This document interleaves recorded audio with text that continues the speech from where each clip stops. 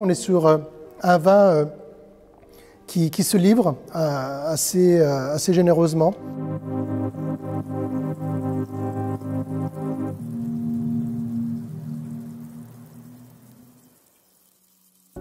Nous sommes à Chouilly, le village le plus au nord de la Côte des Blancs, 100% chardonnay, donc grand cru. Et j'ai choisi cette parcelle qui s'appelle le Vallon, qui est une parcelle qui me tient vraiment à cœur parce que c'est à partir de cette parcelle-là qu'en 2001, j'ai fait le choix de changer, de faire évoluer notre viticulture. Ça voulait dire quoi? Ça veut dire concrètement dans cette vigne, une taille plus courte, c'est-à-dire avec une végétation moindre, et puis évidemment l'abandon des herbicides.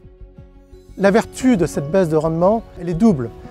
C'est effectivement d'avoir des raisins plus mûrs, des raisins effectivement avec une acidité qui se tenait.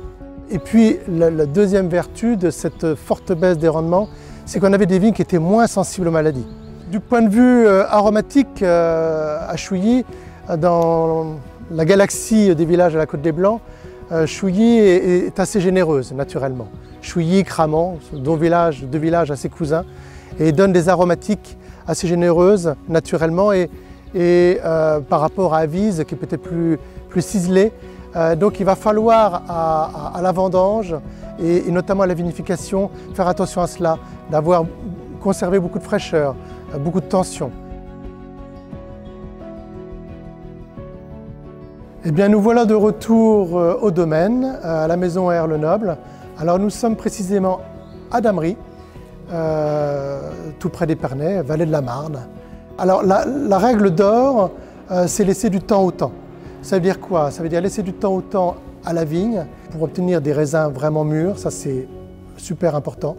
Et puis après laisser du temps au temps à la vinification et à l'élevage. Chaque année, je vinifie de manière un peu différente. Pourquoi? Parce que chaque année, la vendange est différente. Chaque année, la nature nous donne des raisins de qualité différente. Donc il va falloir adapter les modes de vinification, c'est-à-dire qu'on met en bouteille chez nous plutôt au mois de juillet, voire au mois de septembre, quand la vendange nous le permet, parce qu'il est préférable que les vins restent sur lit, que ce soit en cuve ou en foudre, pour apporter du gras, pour apporter du volume. Alors ça, c'est pour la partie vinification. Après, il y a la partie élevage, car vous le savez, en Champagne, on a la possibilité de conserver des vins de réserve, que chez nous on appelle la réserve perpétuelle. Et cette réserve perpétuelle, il va falloir l'élever. J'aime bien le mot élever parce qu'élever, c'est faire grandir, c'est tirer vers le haut. Et j'élève ces vins principalement en foudre, un petit peu en cuve, et donc aussi depuis 2010 en magnum. C'est-à-dire que j'utilise le magnum comme une petite cuve. Je mets en bouteille ces vins de réserve, enfin je mets précisément en magnum ces vins de réserve. J'ajoute un petit peu de sucre, des levures, donc il y a une petite mousse qui s'opère dans le magnum pour obtenir environ 1,5 bar, 2 bars. Et donc ces vins de réserve vont rester en cave minimum 4 ans. Et là aussi, ce qui est très intéressant, c'est qu'il va y avoir un contact du vin avec les levures qui ont été placées dans le magnum. Et donc on va avoir un développement, une autre aromatique qui va se développer.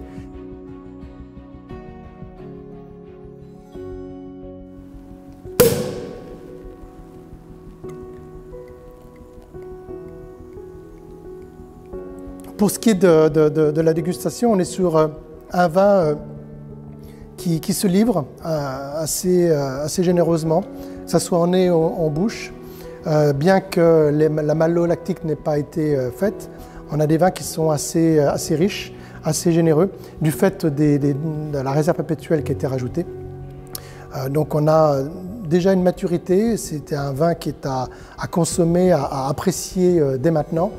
On a des notes un peu agrumes, fleurs blanches un peu au nez, et on a une très belle longueur, une longueur en bouche, et puis des notes presque salines du fait justement de cette malolactique non réalisée. On se fait un petit peu mordre, on a des choses assez pointues sans agressivité. C'est un champagne non millésimé qu'on peut apprécier à de nombreuses occasions.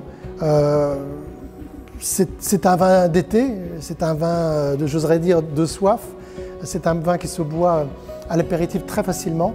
Et évidemment, sur des plats, ça fonctionne aussi très bien. Sur des langoustines, ça peut fonctionner très bien. Sur certains poissons, ça peut aussi fonctionner très très bien. Donc c'est un vin qui peut accompagner de nombreuses occasions et de nombreux plats.